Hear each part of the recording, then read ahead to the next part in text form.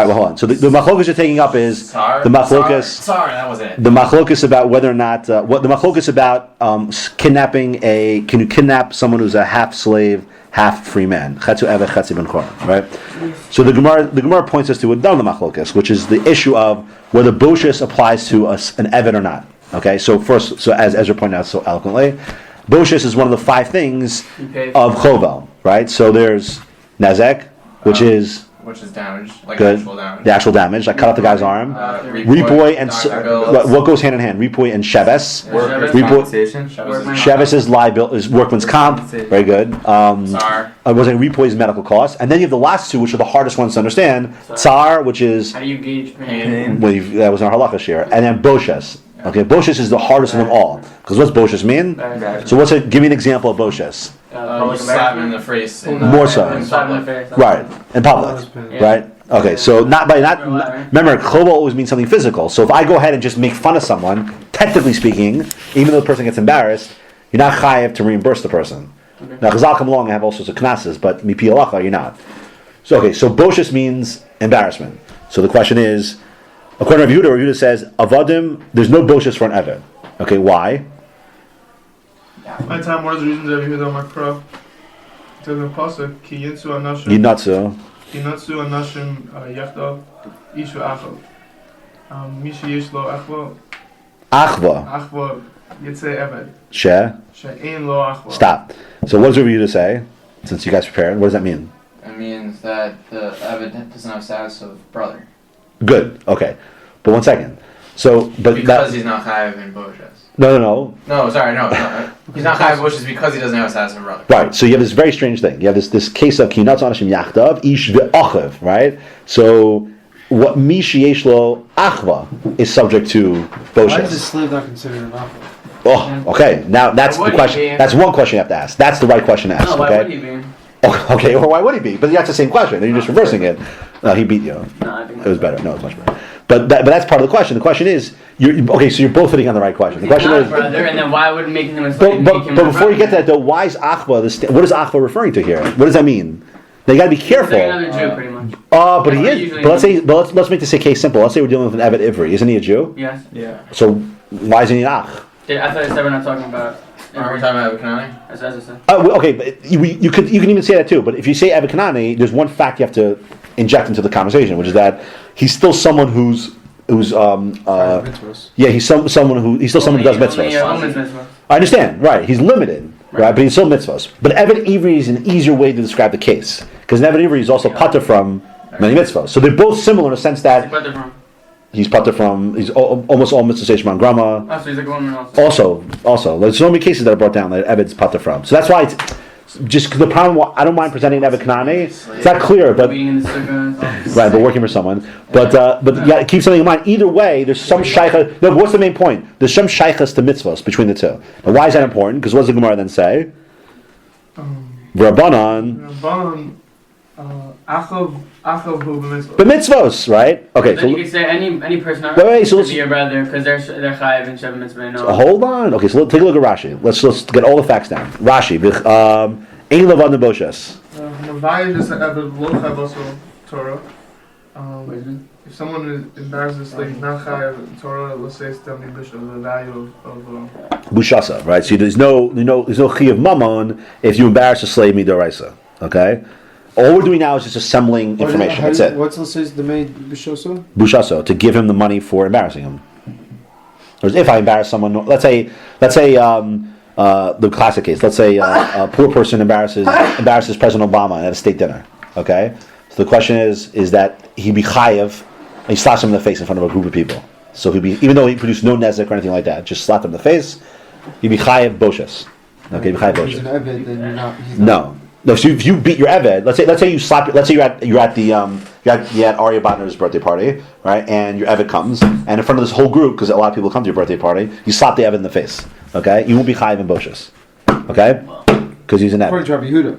According to Rabbi Yehuda. Okay, why? Next Rashi. Get all the facts down. Rashi. Next Rashi. V'chi natzu anashim yachtav.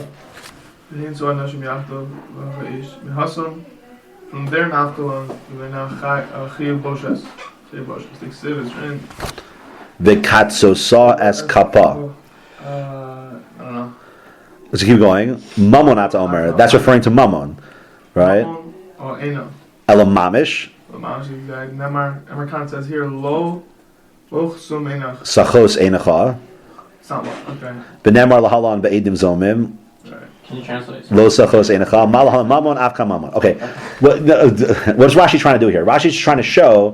He's trying What? to You can translate anything. Okay, so he said this. He says, it says v'katzosa es kappa. So what does that mean? A little bit of something. What? A little bit. No. It's- What? No. That's you're right, but no. It means a bit.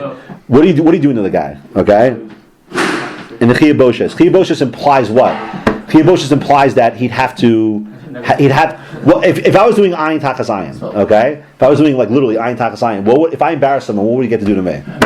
Oh, okay. So now we're talking. So Rashi's saying that no, you really means mamon. In other words, how do you rectify the problem of boshes? You pay the guy. Yeah. Maybe I'll think really I get to embarrass the guy back. So with the learner from Lo Sochos Einacha, it's a separate drush, but just that boshes requires mamon. All he's trying to bring out is one thing: the pas of the chinatzu anashim teaches you that boshes. How do you deal with someone who embarrasses someone else? You pay them. That's all he's trying to get across here. They require mamon. Rashi though? What was So he says nemar kan lo sachos einacha. It says over here, what does lo sachos einacha mean? What? Right, you don't take out his eye. Okay? Lo sachos einacha ulnera halam be'edim zomin. In the case of which we're going to see a lot of soon. In the case of what are edim zomin?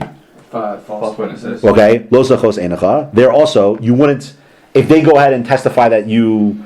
What do you call that? In some cases. Right, and therefore, like, let's say testify that you took out his eye. Would you take out their eye? No. So just like over there, it's mamon. So here, mamon. No, you never take out Aiden Zoman's eye. No, but you do what. There's a certain sense. The onesh, yeah. Don't worry, we're gonna the next sugya, which is one of the hardest sugyas I've done in a long time, which I got to figure out how to work together on that. What do you call it? Drawings. Oh, there'll be a lot of that. I mean, I think I'm making a movie of it. Just to explain it. That's how difficult of a sugya it is. Okay, fine. So next, Evesh ein lo achva. Okay, now here comes the key thing. What was kappa? What? As kappa, the katsosa as kappa. What are you doing? Literally, like kaf, like you hit him with the back of your hand. Okay? Evesh ein lo achva. That phrase means what? You hit him with the back of your hand. You hit him.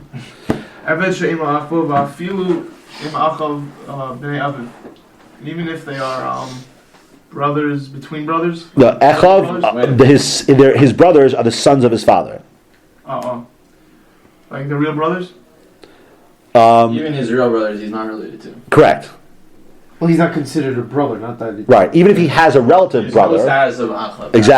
Exactly. Dichsiv. That's really Achav in the sense that he's. I don't know why that should make any difference. We'll have to explain that. What do you mean? What does his brother have to do with anything? What does his what's real the brother Hadman have to do with anything?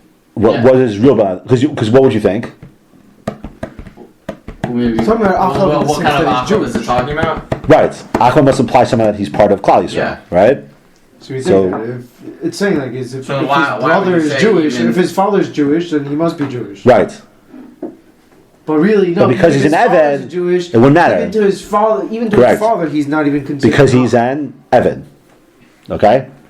Good, you picked up on that also. That's also important. Rashi's keying into an idea here. He's telling you something unique about Evan. Now keep going, one more Rashi. Echav hu b'mitzvos. B'chol mitzvos she'ha'isha chayvus. Behen. Evan chayven. So that's the din by Evan Knani. Any mitzvah that a woman's chayven, he's chayven. Right, so therefore, what's Achva according to Rabbanan? Mitzvos. Okay, but here's now you asked one good question. What's the other question you have to ask? Before we go to the next move in the Gemara, what's the other question you have to ask? About women. No. Now you're getting to stay on the What about reservation. someone They'll go off the who's taking reservation. mitzvahs? No, who cares? It's a question of you're chayiv or not. But one thing you know for in other words, Rabbi Yehuda says they don't get boshes because they're not achva, right? And Rabbanan says no, they are boshes because they're mitzvos. So how does the Rabbanan- how does the whoa. Jew has 7 mitzvot. Does that make them an achav now too?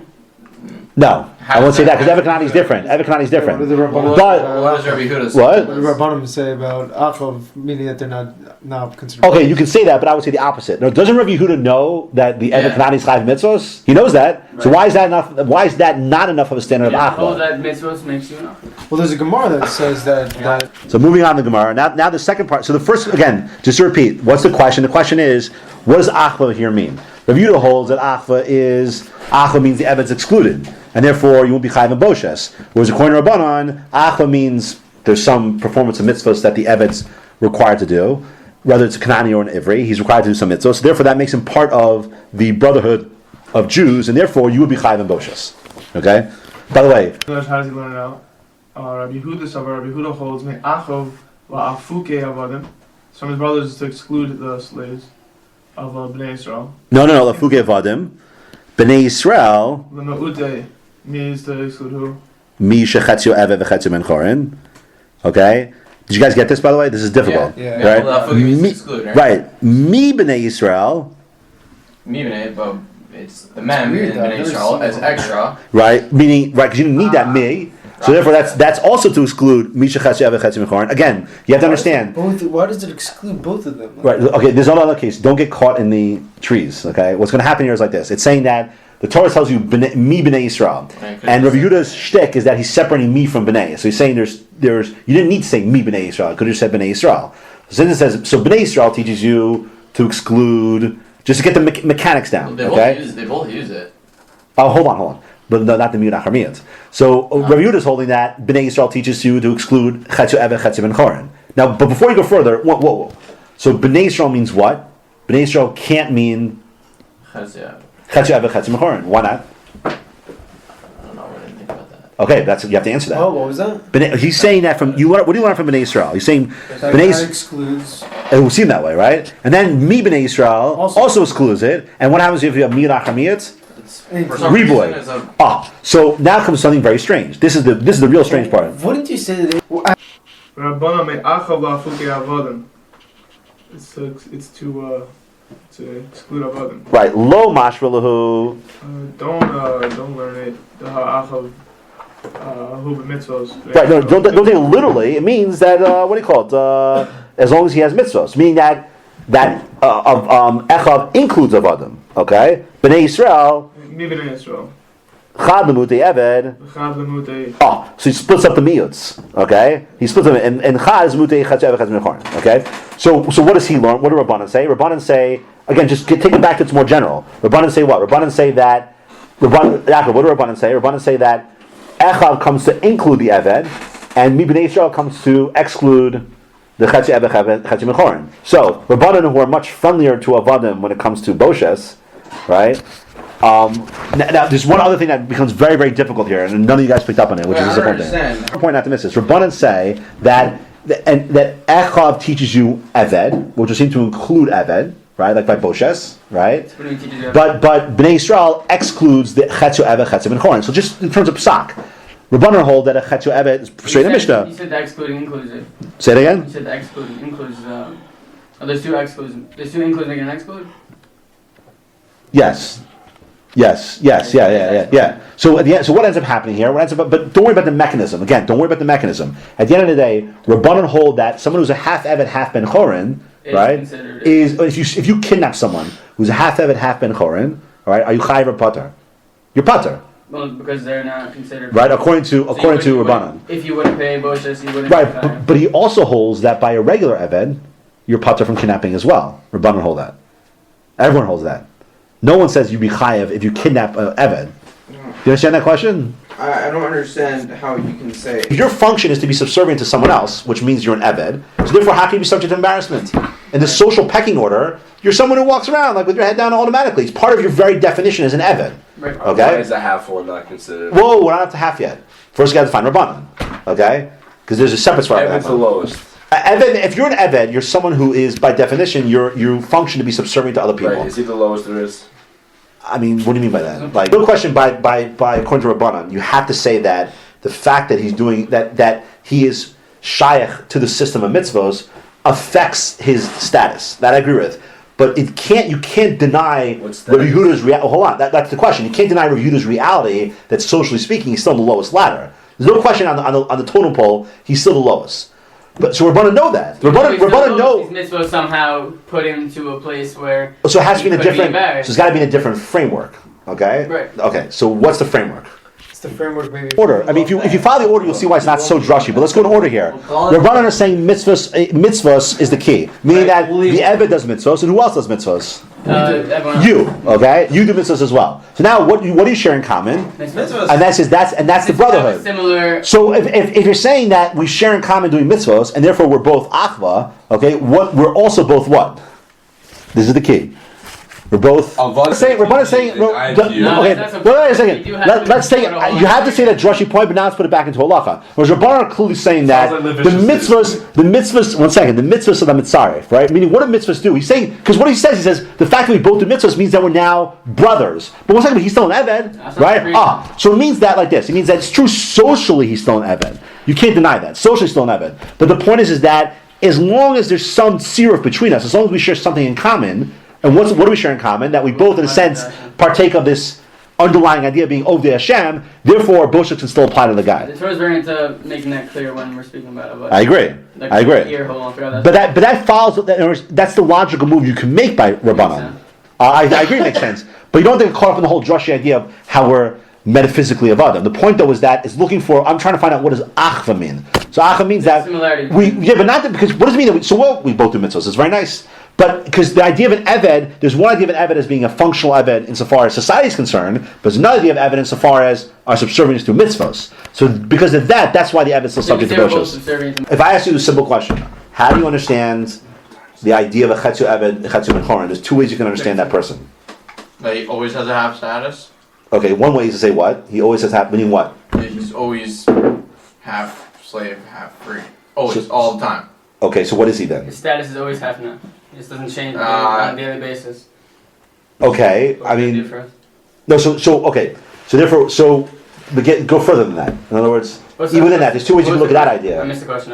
How do you define what a half eved, half free person is? There's two ways you can look at him. A slave or as a freeman. But he's both. Right. No. I mean, but he is both. So how do you look there? How are the two ways? How do you view that kind of person? As both eved and a free person. Okay, good. So that's one way. Or as a new category. Good. Okay, so that's simple, right? So the two ways this is a classic svara. Do you look at a guy who's a half slave, half free? Either you can look at him as a combination of both, all right, meaning that he's someone who has both features, or he's a new species of person. The combination of eved and menchorin together. Where they are. No, it's very similar to what you call someone who's androgynous. Androgynous is a different species. He's not like someone who has both male and female genitalia. When he has both, it produces a new species in Judaism. That's why the only person an androgynous can be motzi is an androgynous. Okay, so there's two ways you can look at chetzi eved, chetzi menchorin. Either he's someone who is a combination of the two traits. Right, he's both. He walks around with both. Right, or he's a new type of gavra, a new gavra. Right. But how do you know where to place that? No, well, halakha is not to tell you where to place it. Just like the androgynous, it could be that he has his own set of rules. So where does it say where it's placed? One second. Is that the next part? No. So now, if you take that svara and then apply it to, see if you can apply that to the flow now, from Boshes to Gonev Nefashos. Yikes. In other words, like this. Masochistic. Sadistic and masochistic. Right. If you enjoy intellectual pain, this is great. You have to follow it. Okay. What do we establish before, according to Rabbi Yehuda? This is what I want you guys to think about. What do we establish before? We just established that Rabbi Yehuda holds, because of, forget Boshes, Rabbi Yehuda holds an Eved is not part of Achva, right? He's excluded. Whereas according to Rabbanan, the Eved is included, right? Okay. Right. Now, that's very nice. Now let's apply it to kidnapping. At this point, it would seem like, what would... If I would hold, you have to pay, and Rabbi says you don't. No, kidnapping. Would be... Rabbi Yehuda would hold that you're putter if you kidnap a slave. Rabbi would say... Okay. Now you come along, and Rabbi Yehuda says, even though you're... Rabbi Yehuda holds your... Come on. You're putter from kidnapping an Eved, right? But you be chayev if you... Half and half. Why? Because apparently he holds that this new person... But does everyone understand the question? Actually, I want you to stop and think about this.